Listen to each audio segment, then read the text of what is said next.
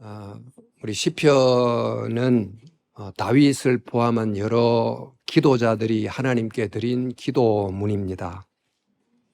이 속에 찬양도 있고 감사도 있고 또 탄원도 있고 간구도 있고 여러 시들이 있는데, 이 기도문은 책상에서 나온 게 아니고 삶의 현장에서 나온 기도문들입니다. 자연 만물을 보면서 찬미하기도 하고, 또 수많은 일들을 겪으면서 기도하기도 하고, 또 이런저런 사람을 만나면서 기도하기도 하고, 또 그 상황에서 겪는 수많은 감정들을 기도로 바꾸기도 하는 등, 이런 것이 이제 기도가 됐기 때문에 이 기도 속에서 우리가 경험할 대부분의 상황을 만날 수 있고, 또 우리가 드려야 될 기도를 시편에서 찾아볼 수 있습니다. 그런 점에서 그들의 기도는 지금 우리의 기도다, 이렇게도 볼 수 있겠죠. 이제 기도문을 장르별로 나누자면 찬양시, 감사시, 회개시, 또 왕과 관련된 제왕시, 간구시 등이 있습니다만, 이렇게 기도시들을 모아놓은 것이 총 150편인데 이 150편을 무작위로 그냥 모은 게 아니고 어떤 질서를 따라 좀 목적을 가지고 배열하여 이렇게 모아놓은 것입니다. 시편 150편이 어떻게 배열되어 있을까? 그러니까 시편은 150편이 5권으로 이제 구분이 되어 있는데, 그 5권 앞을 서론, 제일 끝부분을 결론, 이렇게 이제 하자면 서론 1권, 2권, 3권, 4권, 5권, 결론, 이렇게 이제 되어 있습니다.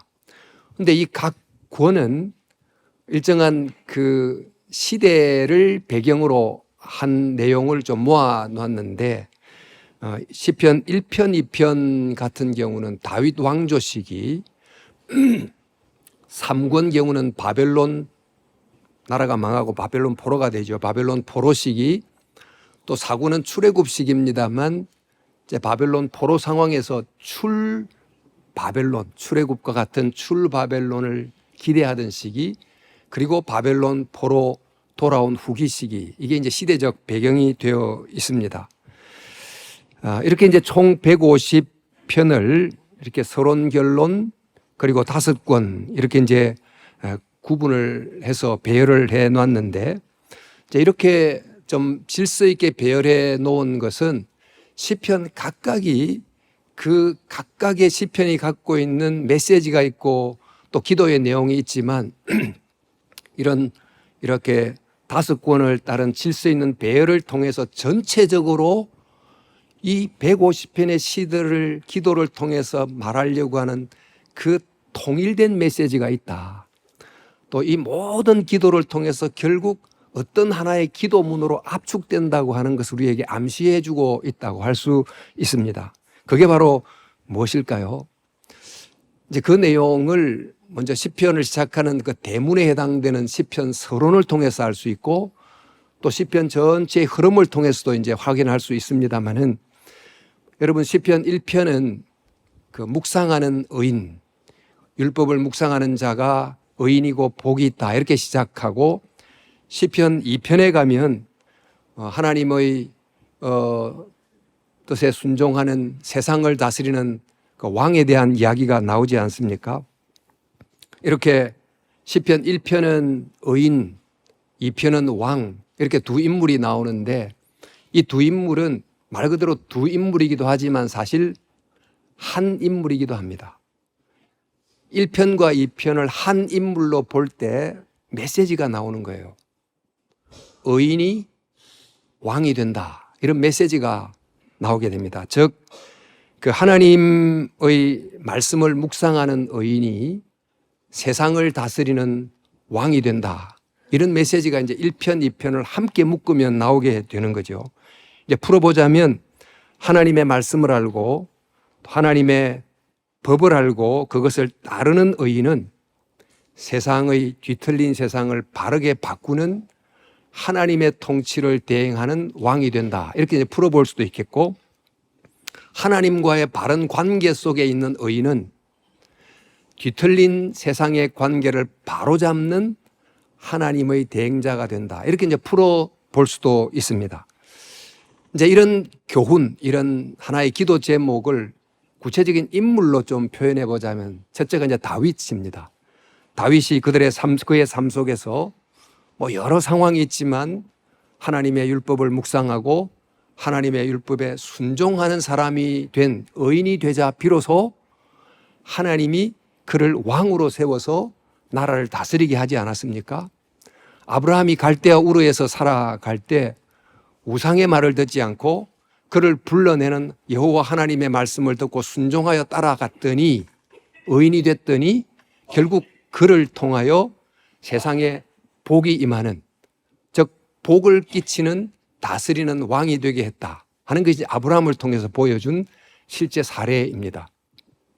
예수님은 어떻습니까? 고난받는 의인이 됨으로 이 세상을 참 다스리는 진정한 왕이 됐다. 이게 예수님에게서 보여주는 살아있는 메시지지요. 이걸 통해서 저희들도 이와 같이 우리도 삶 속에서 여러 상황 속에 고난받기도 하고 살아가지만 하나님의 말씀을 묵상하는 의인이 되면 내 삶의 여러 상황을, 형편을, 감정을, 상황을 선하게 바꾸는 왕이 된다라고 하는 것을 알려주고 있습니다. 그런데 이 시편 1편, 2편이 서론을 통해서 의인과 왕이라는 두 인물이 사실 한 인물처럼 연결해서 의인이 왕이다 이렇게 이제 말해주기도 하는데 그 이후에 이제 이어지는 그 5권으로 구분된 시 전체를 보면 앞서 제가 말씀드린 것처럼 시편의 각 권이 갖고 있는 역사적 배경이 있지요. 이 배경의 역사적 흐름을 쭉 보면 1, 2권은 다윗이 왕이 되어 나라를 세운 시기고 3권은 나라가 분열되어 나라를 뺏기고 바벨론 포로가 된 시기고 4권은 바벨론 포로로 있으면서 지금 우리는 출애굽한 이후에 광야에 있는 것과 같은데 출바벨론을 고대하는 시기, 그리고 5권은 다시 돌아와서 성전을 재건한 시기입니다. 이것이 실제 일어난 역사입니다. 근데 이 실제 일어난 역사가 뭘 보여줍니까? 1편, 2편에서 나타나 있는 바로 그 핵심적 교훈을 역사가 알려주는 것입니다. 어떻게 다윗이 나라를 이루게 됐습니까? 일찍이 하나님의 말씀을 묵상하는 의인이 되자 그 수많은 상황 속에서도 마침내 나라를 이루게 됐다. 어떻게 나라를 잃어버렸는가? 하나님의 율법을 묵상하지 않고 가나안 땅에서 살아가다가 결국 하나님이 준 그 젖과 꿀이 흐르는 땅으로 다스리지 못하고 종이 되어 끌려가게 됐다. 이제 바벨론 포로에서 돌아온 다음에 그러면 어떻게 살아야 될까? 역사를 통해서 다시 한 번 더 기억하는 것이 시편 1편, 2편의 말씀처럼 율법을 묵상하는 의인이 돼야 다스리는 왕이 된다라는 것을 역사 전체를 통해서 다시 한 번 더 확인해 주는 것입니다. 따라서 시편 1편, 2편 그리고 그 이후 쭉 계속되는 이 150편 시를 통해서 시편 전체는 무엇을 기도하게 하는가? 여러분 율법을 묵상하는 의인이 되십시오. 그러면 여러분의 상황이 어떨지라도 그 상황을 다스리는 왕이 됩니다. 그런 기도를 하도록 가르치는 것입니다. 그런데 이런 시편 전체가 말해주는 기도의 내용을 가만히 보니까 이것이 예수님이 가르치신 주기도문과 매우 닮았다는 것을 발견하게 됩니다. 주기도문은 하나님에 관한 3가지 기도문과 사람에 관한 4가지 기도문이 이루어져 있는데 그 첫 번째 3가지 기도문은 하나님 저를 다스려 주시옵소서. 그리고 4가지 그 기도문은 말 그대로 율법을 묵상하는 의인이 되게 해소서와 같은 내용이 되겠죠. 나머지 4가지 기도문은 일용할 양식이라는 물질 영역, 죄와 용서라고 하는 인간 관계 영역, 또 시험과 악이 충만한 이 세상 삶의 영역에서 정말 끌려다니고 또 이끌려 다니는 종이 아니고 그런 여러 상황들을 오히려 끌고 가고 변화시키고 좋게 만들어가는 다스리는 왕이 되게 해주소서. 이런 데 기도문인 거지요. 그래서 시편의 그 많은 기도문들은 매우 다양한 기도문을 담고 있습니다만 바로 그 기도의 핵심은 이 기도문은 이 핵심적 기도문을 다양한 형태로 확장해낸 것이다 라고 볼 수 있습니다.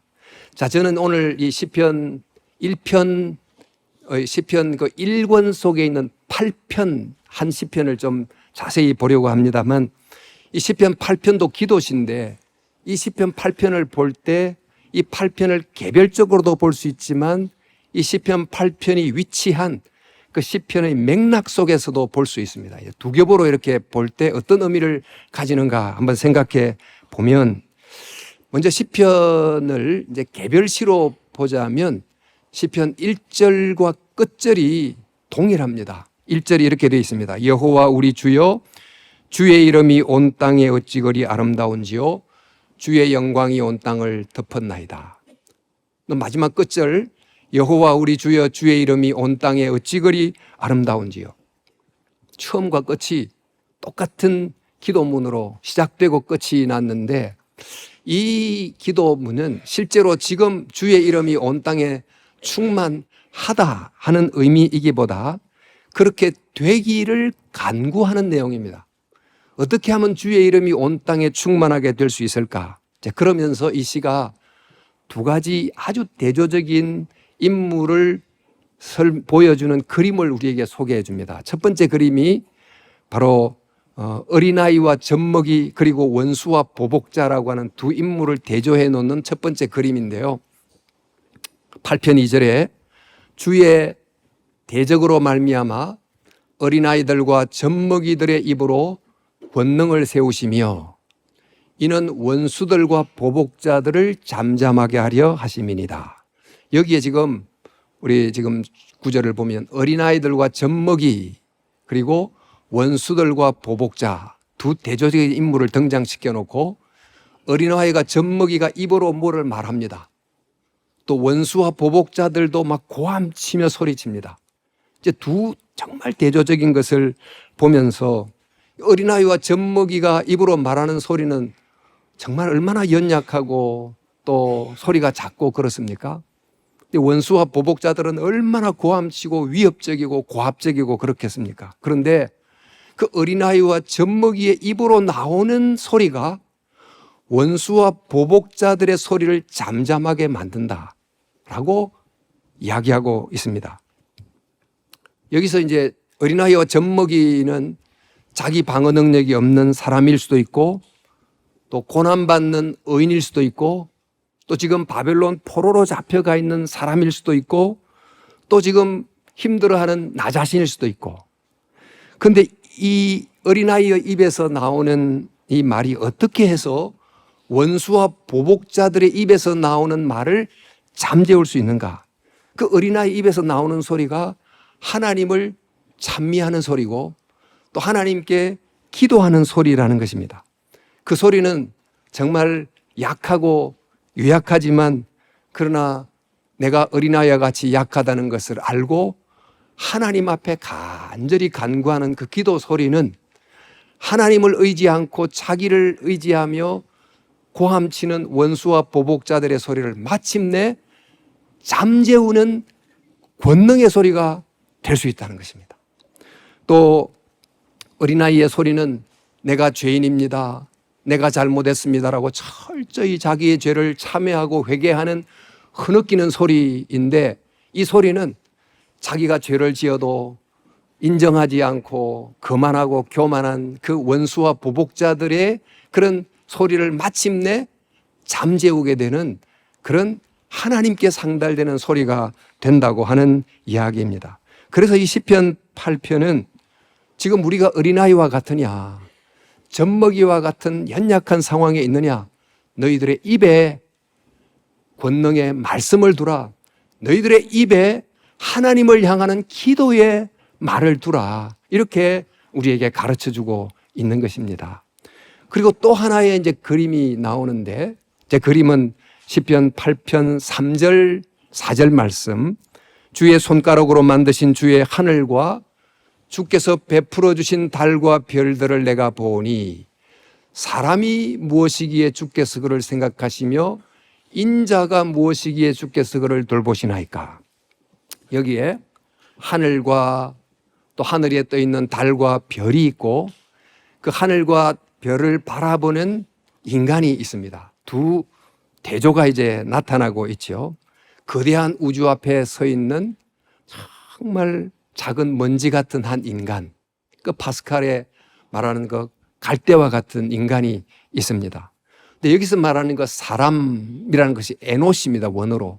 이 에노시라는 말은 인간의 약함과 필멸성, 별 것 없이 사라진다고 하는 것을 강조할 때 쓰는 단어가 여기 사람이라고 하는 단어에 쓰인 에노시라는 원어인데요.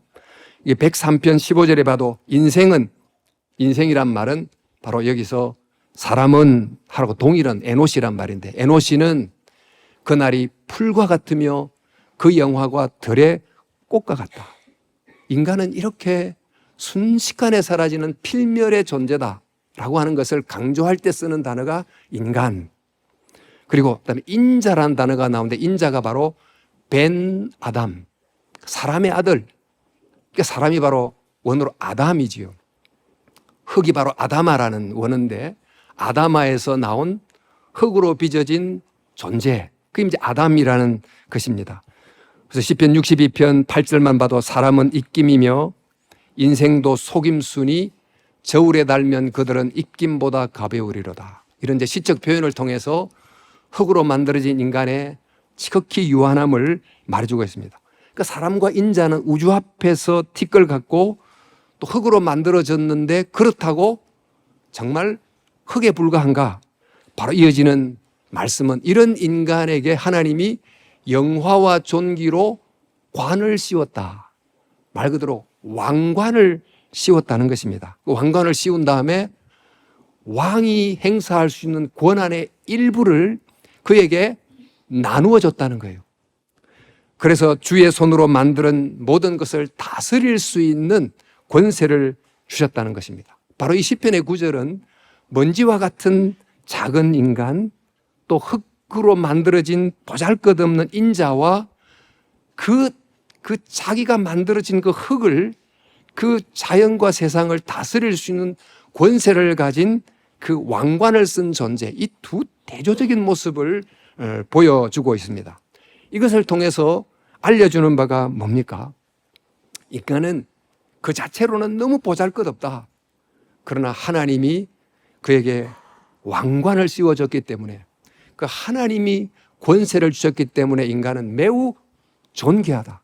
인간은 너무 보잘것없지만 인간은 동시에 위대하다 하는 거죠. 근데 바로 이 모습이 창세기 1장에 또 2장에 나타난 인간의 모습이기도 합니다. 흙으로 만들어진 인간이지만 하나님이 다스릴 수 있는 권세를 준 하나님의 형상입니다.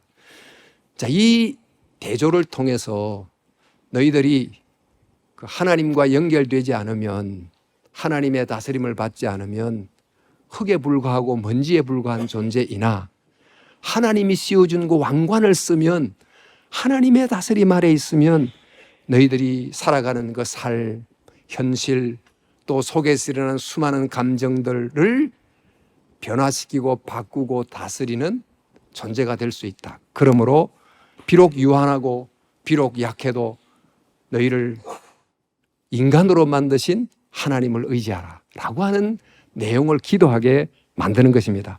따라서 시편 8편은 우리에게 무엇을 기도하게 합니까? 우리가 지금 본 것처럼 어린아이와 같지만 그 입에 율법을 두는 의인이 되게 하소서. 기도의 소리를 입에 두는 의인이 되게 하소서. 또 유한하고 연약한 인간이지만 하나님의 다스림을 받아 대적을 다스리는 왕이 되게 하소서. 이런 기도를 하게 해 주는 것입니다. 그런데 이런 이제 시편 8편을 제가 개별시로 좀 급하게 좀 살펴봤지만, 이 시편 8편이 놓여 있는 그 시편 전체의 맥락 속에서 보면 또 어떤 의미가 될까요? 이 시편 8편은 시편 1권도 몇 묶음이 있습니다만 그 중에 제일 첫 번째 묶음 속에 있습니다. 그 첫 번째 묶음이 3편에서 14편까지인데 이 3편부터 14편까지를 보면 어떻게 되어 있는가 하면 3편이 여호와여 나의 대적이 어찌 그리 많은지요 일어나 나를 치는 자가 많으니이다. 이렇게 시작해서 14편은 어리석은 자는 그의 마음에 이르기를 하나님이 없다 하는도다. 그들은 부패하고 그 행실이 가증하니 선을 행하는 자가 없도다. 지금 이 시인 기도자가 쓰이는 현실은 대적이 많은 현실, 그리고 하나님이 없다고 한 어리석은 자들이 세상을 지배하는 위치에 서 있는 현실, 이런 현실 속에서 비탄을 토로하는 그런 상황에 처해 있는 것입니다. 이 시편 3편과 13편까지의 여러 시들을 지금 다 볼 수 없지만 그 모든 시편들이 어떤 내용이 나오느냐 하면 4편은 하나님을 조롱하는 사람이 등장하고 5편은 오만하고 거짓말하는 사람이 나오고 6편은 나를 힘들게 하는 질병이라는 대적이 나오고 또 7편에는 우는 사자와 같이 달려드는 대적이 나오고 9편에는 하나님과 맞서는 악인이 나오고 10편에는 교만한 얼굴로 하나님이 없다고 하는 이들이 나오고 11편에는 의인을 공격하는 악인이 나오고 12편은 이웃에게 악행을 하는 이가 나오고 13편은 하나님이 계시지 않는 것 같은 부재의 현실이 떡 버티고 서 있습니다. 이런 현실 속에서 시인이, 기도자가 3편부터 14편까지 계속해서 하나님 앞에 기도합니다.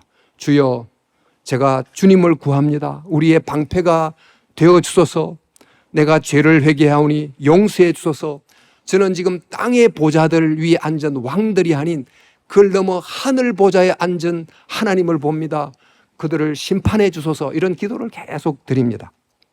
근데 이런 여러 시편들 중앙에 이제 8편이 놓여 있는데 이 8편은 비탄과 현실을 한탄하는 이런 시들 속에서 무엇을 기도해야 되는지를 이 8편 하나가 뚜렷하게 보여주고 있는 거죠. 우리가 앞서서 본 것처럼 대적 앞에 있는 어린아이와 같은 우리이지만 그러나 기도하라. 율법을 입에 담고 말씀의 진리를 말하고 또 모든 상황 속에서 기도의 말을 너희 입에 담아라. 그리고 또 하나님의 말씀과 통치를 받는 의인이 되면 연약한 아기와 같은 소리라도 대적의 소리를 이긴다는 것을 기억하라. 이렇게 이제 말씀해 주시고 또 우주와 같은 그 우주 앞에 티끌과 같은 유한한 존재이지만 너는 동시에 하나님의 권능 아래서 현실과 상황을 다스릴 수 있는 존재라는 점을 결코 잊지 말아라.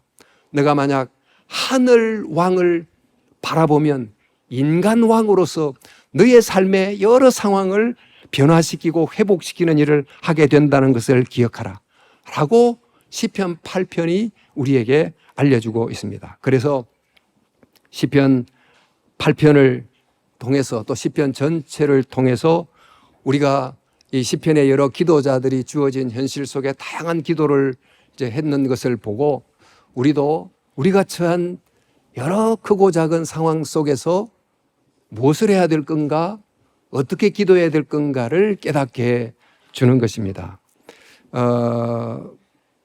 저와 여러분들이 정말 만물을 보면서 만사를 경험하면서 만인들을 만나면서 만감을 느끼면서 계속해서 기도해야 되는데 그 기도는 우리 시편 1편, 2편에서 본 것처럼 또 시편 전체의 맥락에서 본 것처럼 또 시편 8편에서 본 것처럼 하나님 의인이 됨으로 왕이 되게 하소서 이런 기도를 드려야 될 것입니다. 갈수록 미래가 불투명하고 상황이 어려울 때 이럴 때 하나님을 의지하고 또 소망을 하나님께 두는 것이 하나님의 다스림을 받는 것이죠. 우리가 죄를 지었을 때 하나님 앞에 깊이 회개하고 동시에 사람 앞에 내가 잘못한 사람 앞에 사과하는 것이 다스림을 받는 것입니다. 관계가 깨어졌다면 먼저 가서 화해하고 잘못을 사과하는 것이 다스림을 받는 길입니다. 환경 문제가 갈수록 심각해질 때 덜 소비하고 친환경적 실천을 하는 것이 또한 다스림을 받는 의인이 되는 것이죠. 전쟁이 일어나는 시대에 평화를 구하는 입장에 서는 것, 수많은 뉴스들을 보면서 그 뉴스를 기도 제목으로 바꾸어 뉴스 보는 자리를 기도의 자리로 바꾸어 계속 기도하는 것, 이게 이제 다스림을 받는 의인이 되는 것입니다. 남녀노소 동서좌우로 극히 양분된 현실 속에서 저러나 우러나 치우치지 않고 사실과 상식에 서서 보편선을 붙잡으려고 깨어있는 것이 또한 다스림을 받는 것이 될 것이고, 가능한 많은 사람들을 볼 때마다 겉모습만 보지 않고 따스한 눈빛으로 보고 공감하고 사랑하고 이해하며 살리는 것 또한 지금 이곳에서 주님의 다스림을 받고 살아가는 삶이 되는 겁니다. 이렇게 다스림을 받는 의인이 되면 그는 어떻게 됩니까? 기존 상황에 지배받는 종이 되지 않고 그 상황을 좋은 쪽으로 변화시키는, 다스리는 왕이 된다는 것입니다. 이렇게 되면 내가 내 삶에 일어나는 수많은 종류의 불안과 염려와 갈등과 등등의 많은 감정에 끌려다니지 않고 그 감정들을 다스려 오히려 감사로, 온유로 바꾸어가는 왕 같은 존재가 된다는 것입니다.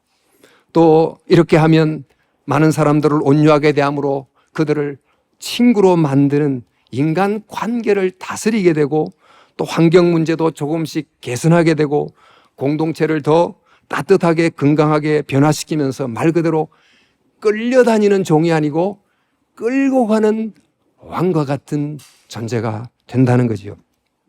시편 전체의 기도는 결국 의인이 됨으로 왕같이 되게 하소서, 이것은 그들의 기도였고 지금 우리가 우리의 모든 상황에서 드려야 될 기도가 돼야 되는 것입니다. 이런 기도는 우리 각자에게도 필요하지만 지금 제게도 역시 필요합니다. 은퇴를 곧 앞두고 은퇴 후에도 하나님의 다스림을 받게 하소서, 그 다스림을 받는 게 무엇인지 알게 하소서, 이런 기도를 제가 하고 있습니다만, 평소 저는 저의 이야기를 거의 개인적으로 하지 않았으나 조금 저 개인적 이야기를 조금 하려고 합니다만은, 많은 분들을 만나면 가장 많이 묻는 질문이 왜 조기 은퇴하셨습니까? 또 은퇴 후에 무엇을 하려고 합니까? 이 두 가지 질문을 가장 많이 받습니다. 우리 교회는 위임받은 목사가 70세 은퇴하게 되어 있습니다만, 제가 5년 조기 은퇴를 결심한 것은 제가 70세까지 목회하는 것도 좋지만 새로운 리더십이 와서 목회하는 것은 교회를 위해서 더 좋을 수도 있겠다라고 생각했습니다. 그렇다면 정년까지 최선을 다해 심우함으로 교회를 섬길 수도 있으나 일찍 은퇴하는 다른 방식으로도 교회를 섬길 수 있겠구나, 이렇게 생각하고 은퇴를 하기로 했습니다. 근데 5년이라는 시간을 내려놓는 것, 특별히 25년간 사랑하며 함께 지냈던 성도들과 일찍 헤어진다는 것이 정말 힘든 일이고 또 쉬운 결정이 아니었지만, 이것이 제가 주님의 다스림을 받는 길이라고 여기고 그렇게 하기로 결정하게 됐습니다. 이제 그 은퇴 결정을 따라 이제 곧 저는 은퇴를 하게 됩니다만, 저를 만나는 분들이 만날 때마다 묻는 질문, 은퇴 후에 무엇을 할 것입니까? 라고 묻습니다. 사실 확정된 바가 없기 때문에 무엇이라고 정확하게 말씀하기는 어려우나 이런 내용으로 기도하고 있음을 함께 나눌 수는 있겠다 싶습니다. 돌이켜보니 제 삶은 서울영동교회 40세에 부임하기 전까지 한국과 미국에서 대학과 대학원에서 주로 공부하며 지냈습니다. 이것이 어쩌면 교회 오기 전 저의 삶의 전반부에 해당되지 않았나 싶습니다. 그리고 하나님의 정말 예상치 않은 인도하심을 따라서 서울 영동교회 오게 됐고 또 하나님의 도우심으로 25년을 지내게 됐는데 25년 생각하면 결코 짧지 않으나 돌이켜보니 손살같이 지나갔습니다. 40살부터 이후 25년간 시간은 제 인생에는 가장 중심부였습니다만 바로 이런 인생의 중심 시간을 우리 교회에서 보냈다는 것이 제게는 너무나 큰 축복이었고 또 저같이 부족한 사람이 너무나 귀한 성도들과 함께 신앙생활을 했던 그 순간순간들은 보석처럼 빛나고 아름다웠습니다. 그리하여 이 교회가, 우리 교회가 저의 첫 목회지이자 또 저의 마지막 목회지가 된 것은 제게 하나의 면류관과 같습니다. 이제 은퇴하면서 은퇴 후에 무엇을 해야 될까? 이것을 두고 기도하는데 은퇴 후에 무엇을 하는 것이 은퇴 후에 하나님의 다스림을 받는 것인가? 라고 이제 질문하고 있습니다. 그러니까 두 가지 질문을 합니다만 하나는 무엇을 해야만 하는가? 또 무엇을 할 수 있는가? 이 두 질문을 가지고 쭉 생각을 해보게 됩니다. 은퇴라고 하는 것은 문자 그대로 현직에서 물러나서 무엇을 하지 않는 것입니다. 이제 곧 저는 우리 교회에서 물러나 우리 교회와 관련된 일을 하지 않게 될 것입니다만 우리 교회를 떠나서 한국 교회 상황을 생각하자면 은퇴한 후에 아무것도 하지 않는 것이 반드시 좋은 것은 아닌 그런 상황에 처해 있게 된 듯합니다. 지금 한국 교회의 여러 어려운 형편은 은퇴한 후에도 할 수 있는 무엇이라도 있으면 해야만 되는 그런 상황.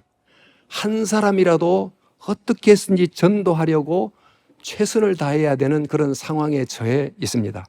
그런 점에서 제게 은퇴는 무엇을 하지 않는 은퇴이면서 동시에 해야만 하는 것을 하는 은퇴, 할 수 있는 것을 하는 은퇴여야 된다고 생각하게 됐습니다. 그러면 무엇을 해야만 하는가, 또 무엇을 할 수 있는가, 이것을 쭉 생각하고 있는 중에 저에게 여러분들이 해외 신학교에 아주 큰 중직을 제안하는 분도 계셨고 또 신학교에서 가르치는 일을 추천한 분도 계셨고 또 새로운 형태의 교회를 개척하라고 권유하는 분도 계셨고 또 국내에서 다양한 방식으로 또 선교적 활동을 하라고 하시는 분도 계시고 선교지로 가라고 하는 분도 계시고 등등의 여러 제언들이 있었습니다. 어떻게 될지 저는 잘 알지 못하지만 분명한 것은 아직 건강이 있는 한 교회를 위해 아직 남아있는 활용할 수 있는 지식과 그동안의 경험을 잘 사용해서 지금까지 우리 교회를 위해서 일해왔다면 앞으로는 우리 교회 밖에서 우리 교회와 한국 교회를 위해 조금이라도 섬기는 일을 지속할 수 있으면 하는 바람입니다.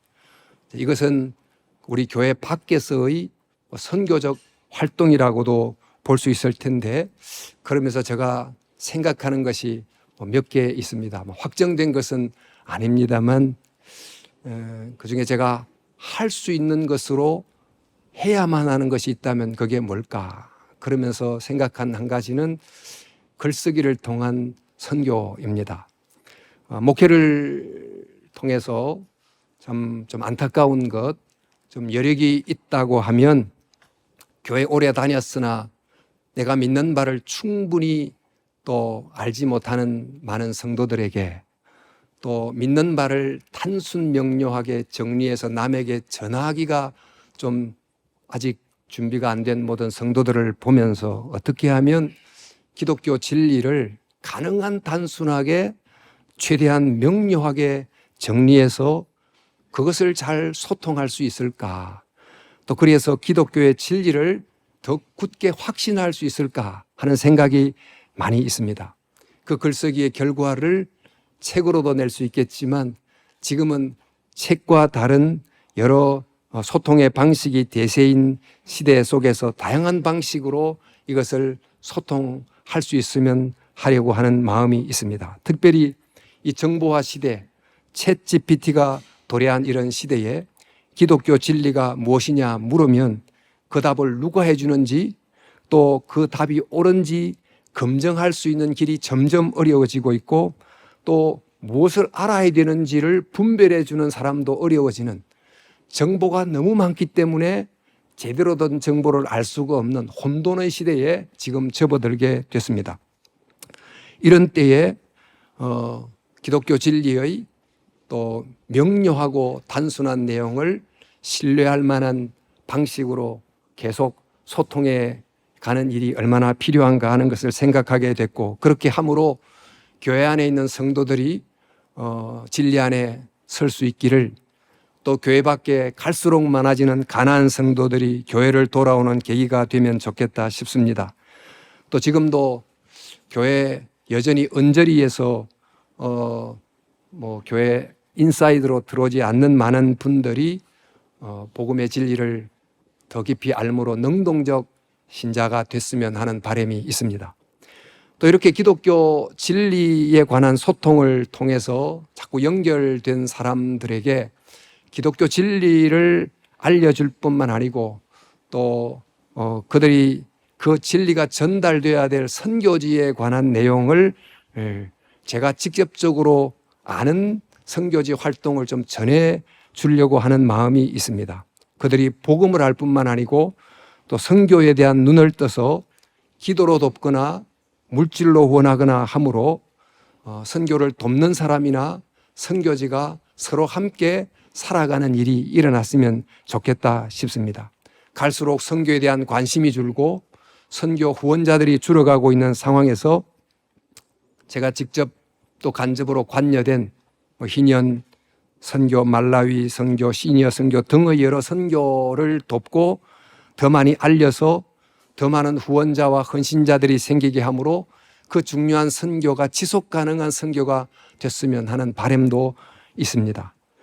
또 선교사와 젊은 목회자들을 도와야 되겠다 하는 마음도 없지 않습니다만 선교지에 직접 가서 선교사들을 만날 수도 있으나 인터넷으로 여러 곳에 흩어져 있는 선교사들을 정기적으로 가르치면서 도울 수도 있을 것 같고, 특별히 앞으로 목회해야 될 젊은 목회자들을 도와야 되겠다 하는 마음이 많습니다. 그 중에 하나는 꼭 읽어야 되지만 바빠서 읽기가 어려운, 소위 말해서 매우 두꺼운 벽돌책이라고 하는 책들을 잘 좀 쪼개고 소화해서 그 내용을 좀 쉽게 함께 나누는 일을 해야 되겠다 싶습니다. 사실 이 일은 매우 필요해서 누군가가 반드시 해야 되지만 이것은 쉬운 일이 아니며 또 누구나 할 수 있는 일도 아닙니다. 이런 일을 하려면 책에 일정 시간 몰두할 수 있는 시간과 환경과 책을 읽어내는 힘이 어느 정도 필요한데 25년간 목회의 경험과 또 책을 읽어온 경험을 10분 활용해서 젊은 목회자들에게 앞으로 급속하게 변화될 이 시대 속에 그들이 전할 말씀의 내용이 조금 더 적실성을 갖도록 또 깊이를 갖도록 도와주는 일을 해봤으면 하는 바람을 갖고 있습니다. 뿐만 아니라 지금의 그 기존 교회들은 끊임없이 자기를 갱신함으로 계속 더 지속 가능한 교회가 되도록 힘써야 되겠지만 동시에 선교를 위해서는 너무나 바뀌는 이 시대 속에서 새로운 형태의 교회가 생겨날 필요가 있고 지금도 이곳저곳에서 여러 모습으로 나타나고 있습니다. 그래서 이 새로운 형태, 작지만 가벼운 모습의 새로운 형태를 계획하고 있는 목회자가 있다면 그들을 도와서 그 공동체가 건강하게 세워진 일을 돕는 일도 할 수 있으면 좋겠다는 생각을 합니다.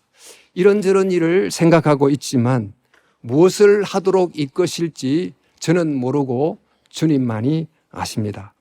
저의 생각과 정반대로 다른 방향으로 주님께서 인도하실지도 모르겠습니다. 저는 짧지만 선교사 생활을 하게 됐고 그 선교의 중요성을 알고 선교에 대한 관심이 여전히 있습니다. 국내에 있던 국외에 있던 하나님이 은퇴한 이후에 선교적 삶을 지속적으로 살아가도록 이끌어 주시기를 바라고 있습니다. 이 일은 어쩌면 정년이 없이 하나님이 건강을 주시는 한 해야만 하는 일을 할 수 있는 일로 이어갈 수 있으면 좋겠다 싶습니다. 분명한 것은 무엇을 하든지 어디에 있든지 은퇴 전이든 은퇴 후든 기도의 제목은 시편 전체가 가르쳐주는 것처럼 또 주기도문이 가르쳐주는 것처럼 주여 의인이 됨으로 왕이 되게 하소서, 다스림을 받음으로 다스리게 하소서, 이 기도가 되어야 될 줄로 믿습니다. 무엇을 해야 될지 알려주시고 무엇을 할 수 있는지를 보여주시고 해야 될 일을 할 수 있는 힘을 주소서. 부족하고 연약하나 은퇴한 후 해야 될 일, 할 수 있는 일을 통해 복음을 위한 작은 열매라도 맺히게 하소서. 이것이 지금 제가 드리고 있는 기도입니다. 성도 여러분, 곧 새로운 목사님이 오실 것입니다. 새로 오실 조상우 목사님을 위해서 더 많이 기도해 주시기를 바랍니다. 이 교회가 더 아름답도록, 더 풍성하도록, 더 하나님의 은혜가 넘치도록 그렇게 목회할 수 있도록 기도해 주시기를 바랍니다. 10월 중순쯤 우리 교회가 속한 노회가 열리게 되면 바로 그 다음 주부터 우리 조상우 목사께서 오셔서 설교를 시작할 것이고 저와 교차해서 몇 주 설교한 다음에 저는 이제 11월 말에 은퇴를 할 예정입니다. 또 오실 목사님을 위해서도 또 은퇴할 저를 위해서도 기도해 주시면 감사하겠습니다. 성도 여러분, 여러분은 지금 어떤 상황 속에 있습니까? 어떤 형편 속에 있습니까? 여러 상황, 정말 요즘 갈수록 불안하고 미래가 불투명한 현실을 살아가면서 염려가 나를 짓누르고 또 상황이 나를 힘들게 하고 걱정이 생기고 질병도 들고 여러 상황이 있을 때에 어떤 기도를 드려야 될까요? 우리가 드려야 될 기도는 사실 이 내용으로 압축됩니다. 주여, 어떤 상황에 있든지 주께서 저를 다스려 주시옵소서. 하나님의 은혜가, 하나님의 사랑과 하나님의 자비가 저를 다스려 주십시오. 그리하여 말씀에 묵상하고 순종하는 의인이 되므로 내 상황이 어떠할지라도 그 상황을 바꿀 수 있도록, 내 감정이 어떠할지라도 그것을 바꾸어 끌려다니지 않고 또 끌고 가는 사람이 되게 해주소서. 이런 기도를 드려야 될 줄로 믿습니다. 이것이 시편 모든 기도자들이 드렸던 기도요, 주께서 우리에게 가르쳐준 기도입니다. 지금 이 자리에 어떤 모습으로 어떤 형편에 있든지 시편의 기도자처럼 간절히 기도하면, 주님의 기도문을 따라 기도하면 반드시 하나님께서 모든 상황을 다스리는 또 변화시키는 은혜를 주실 줄 믿습니다. 그런 은혜가 저와 여러분 가운데 충만하게 되기를 주의 이름으로 축원합니다.